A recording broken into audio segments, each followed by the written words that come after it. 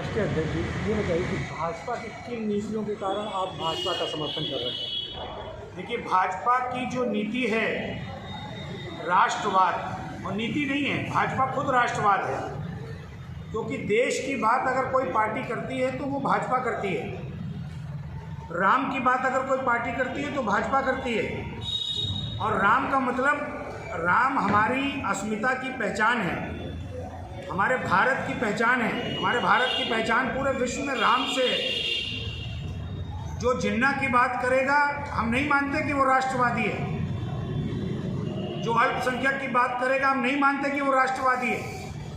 लेकिन जो राम की बात करेगा, जो इस देश में काशी मथुरा और हिंदुस्तान के स्वाभिमान की बात करेगा, वो राष्ट्रवादी है। इसलिए उस राष्ट्रवादी सोच के साथ अखिल भारतीय उद्योग व्यापार मंडल ने अपने आप को जोड़ते हुए, क्योंकि व्यापारी से बड़ा कोई राष्ट्रभक्त नहीं है। कहा जाता है कि जो भाजपा है वो व्यापारियों की पार्टी है, बनियों की पार्टी है। लेकिन आज हमें गर्व होता है कि किसी ज़माने में सिर्फ बनियों और व्यापारियों की कही जाने वाली भाजपा आज विश्व की सबसे बड़ी राजनीतिक पार्टी है। इस बात का हमें बहुत बहुत गर्व है। और इसलिए हम भारतीय जनता पार्टी के 403 विधानसभाओं के सभी प्रत्याशियों के समर्थन में अपने संगठन के साथ उतरे हैं और संपूर्ण व्यापारी वर्ग से अपील कर रहे हैं, एकजुट हो जाओ। हमें राष्ट्रवादी सरकार चाहिए। हमें ऐसी सरकार चाहिए जो देश हित को आगे रखे। हमें ऐसी सरकार चाहिए जो व्यापारी को सम्मान दे, व्यापारी को सुरक्षा दे और व्यापारी की समस्या का निराकरण करे। हमें ऐसी सरकार चाहिए जो दंगा मुक्त वातावरण दे। हमें ऐसी सरकार चाहिए जो गुंडा मुक्त वातावरण दे।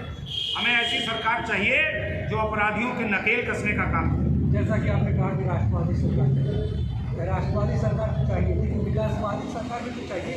तो विकास, आप गोरखपुर में बैठे हैं, मैं गोरखपुर में बैठा हूँ। मैं इससे पहले जब गोरखपुर आया था और आज आ रहा हूँ तो ज़मीन आसमान का अंतर है।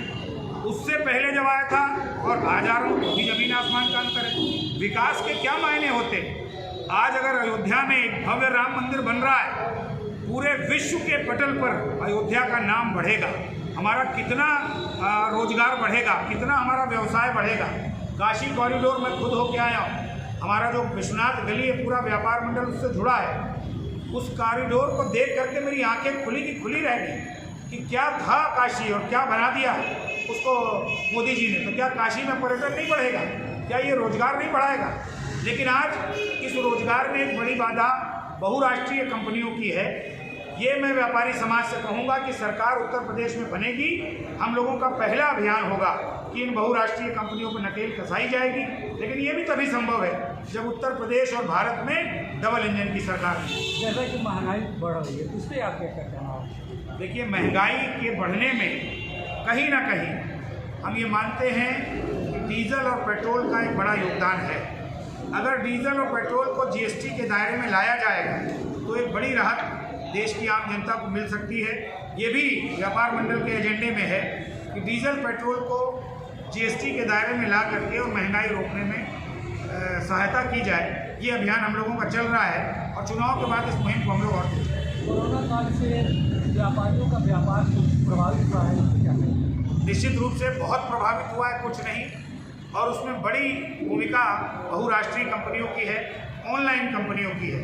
जो कंपनी घर घर माल बेच रही है, मैं आम जनता से भी अपील करूंगा, आपसे भी अपील करूंगा कि स्वदेशी खरीदो, दुकान पर जाके सामान खरीदो बजाय ऑनलाइन खरीदो। वो डुप्लीकेट सामान बेच रहे हैं, सेकंड का सामान बेच रहे हैं और घटिया सामान बेच रहे हैं। हम भारत सरकार से कहेंगे कि एडिशनल टैक्स इन ऑनलाइन कंपनियों पर लगाया जाए ताकि हमारा स्वदेशी व्यापार जिंदा रहे।